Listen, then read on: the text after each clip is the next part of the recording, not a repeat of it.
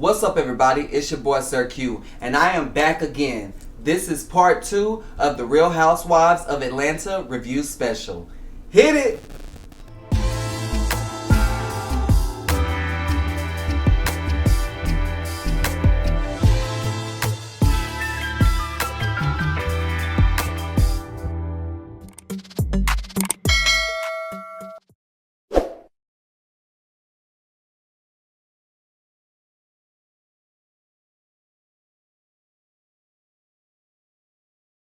So, mind you, we are just one day away until, the second episode of The Real Housewives of Atlanta.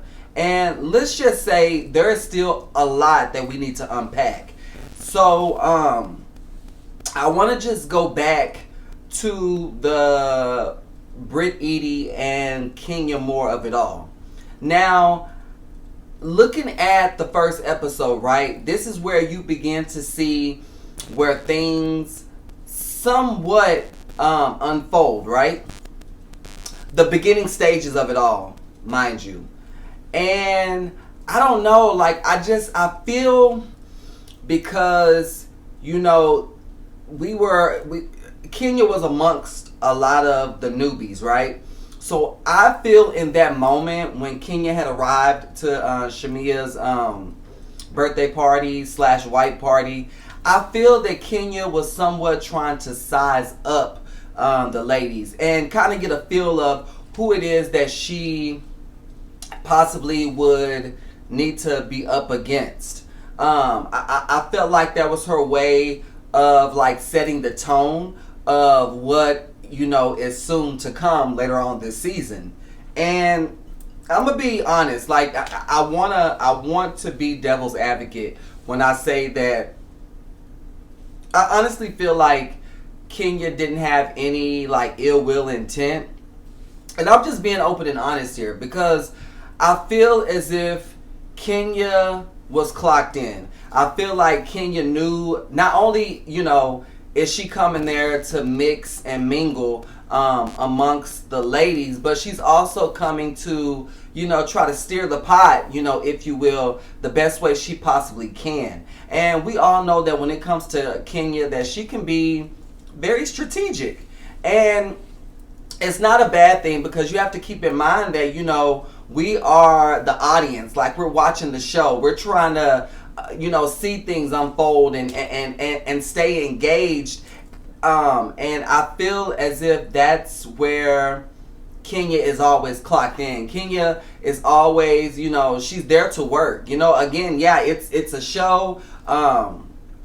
It's all about the camaraderie of the housewives, but at the same time, she also knows that she has to give the audience what it is that they're looking for, and that's the drama, And so I feel like as calculated as she is, she knew exactly what she was doing in that moment that she had walked up amongst the ladies, introducing herself. She knew that she was going to set some sort of tone that was going to play out through the season. And, I mean, to be honest with you, and this is where, people have all these mixed feelings and reviews. To be honest with you, Kenya gave us exactly what was needing to be given for the season to unfold. And I'm only saying that because that what's going to transpire later on was exactly what we were wanting to see when it came to the drama, when it came to the explosion of it all.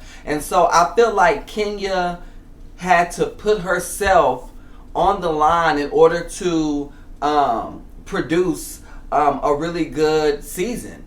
And it's when you, me putting it that way is all the more reason why strategically they should have, after that whole ordeal transpired, they should have, sat the housewives down both individually and together, so that way they can pretty much, I feel like producers should have pretty much informed the cast that, yeah, this was wrong, that what Kenya did, and, we'll probably, have her sit it out for a few episodes or what have you.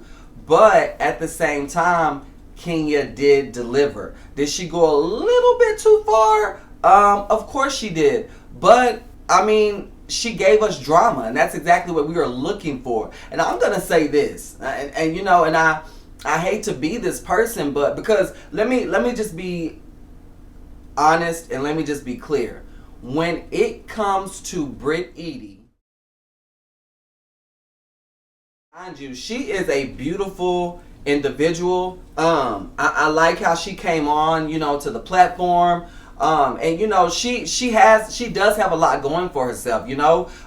She seems like she is a big time insurance agent. She's well known throughout Atlanta society. So she really is a big deal. And I get, you know, a lot of times when people have reached that peak of their success, they've had to go through some struggles, you know. I mean, let's be honest. I mean, we African Americans, we black folk, none of us, for the majority, came, you know, with we were not born with the silver spoon in our mouth. So we've all had to struggle to get to where we are now, you know. Like, you see the success now, but that wasn't always the case, you know. So I feel like, you know, everyone is going to have a story. Everyone is going to have something they had to go through in order for them to get to where they are at this present moment. So I don't feel like, and like I said, I know what Kenya did was wrong. I know she went, you know, completely below the belt. However, I don't feel as if Britt should feel embarrassed or, you know, or be shameful of, you know, what transpired. You know, allow her to use that as her story, regardless of whether it's true or not, because, you know, keep in mind what Kenya did state was alleged. We don't know if it's true or not, but what I'm saying is, if there is some truth to the information that was alleged by Kenya, let this be, this is the time for, I'm sorry, but that is the time for Britt to, you know, outshine the whole entire cast, you know. Like, I had already knew, and I said this in my previous episodes and clips, that I had already knew that when it came to Britt Eady and when it came to Kelly, I knew that either one, if not both, were going to be breakout sensations. Like, you could just tell, like, there's an aura about them. And, you know, the fact that they're, like, really good friends, they're besties, it makes things even better. You know, it's the freshness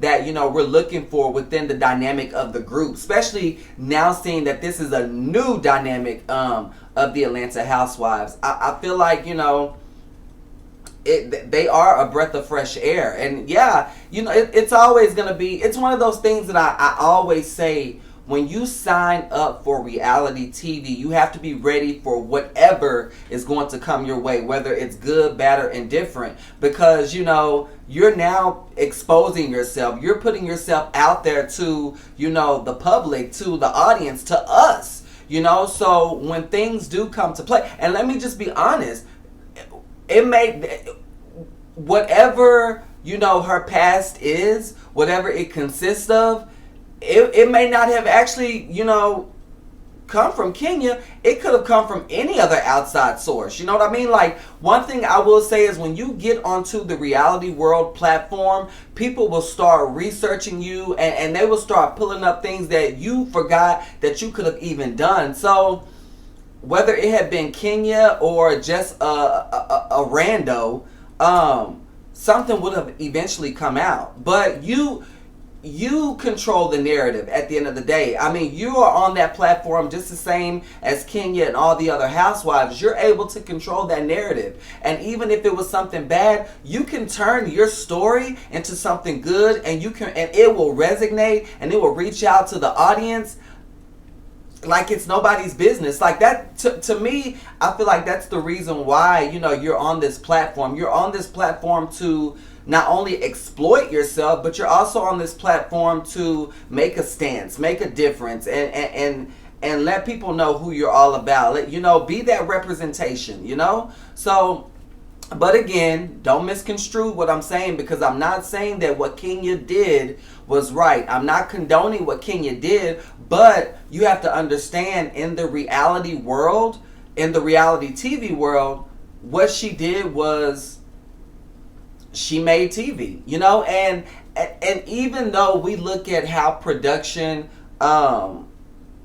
did her, and I know it's not just production. I know this is all, I feel like they're playing it safe, trying to minimize any type of scrutiny when it comes to the show, or when it comes to how, because keep in mind, this is still a job. That's still a job. Within the HR guidelines, they have to ensure that they have exhausted everything, to make it appear that, Kenya was reprimanded for the wrongdoing that she did. So, I come from corporate America, right? So I understand why certain things are, transpiring the way that they are. I'm just grateful that they didn't cut Kenya out in its entirety, because I feel like we would have been robbed from what it is that we want to see. And I said this too in my previous episodes. I said that it needs to be right and fair for us to understand what played out, regardless of whether you guys wanted to terminate Kenya, suspend her, or what have you. We as an audience deserve to see exactly what played out, how it played out, why it played out, so that way we can have a better understanding, and that's going to also keep us engaged within that franchise. So, yeah, that typically was a lot, and that's just my hypothesis of it all. I mean, again, we're just only one episode in, so there's just still so much that has to be that needs to be unfolded. There's a lot of layers that is gonna have to be torn down before it leads up to the peak of that moment. But I'm clocked in, as the audience, as the commentator.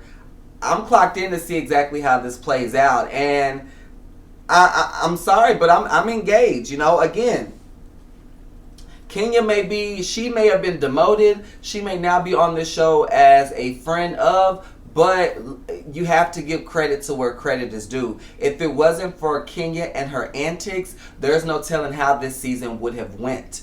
I feel like this is going to allow the Real Housewives to get back to where they once were before being the #1 rated show on the Bravo network. So, I feel like, if you're going to, if we're going to abide by, guidelines, okay, it's fine and dandy how you guys demoted Kenya, but rest for sure, I feel like she does need to be brought back as a regular housewife come next season.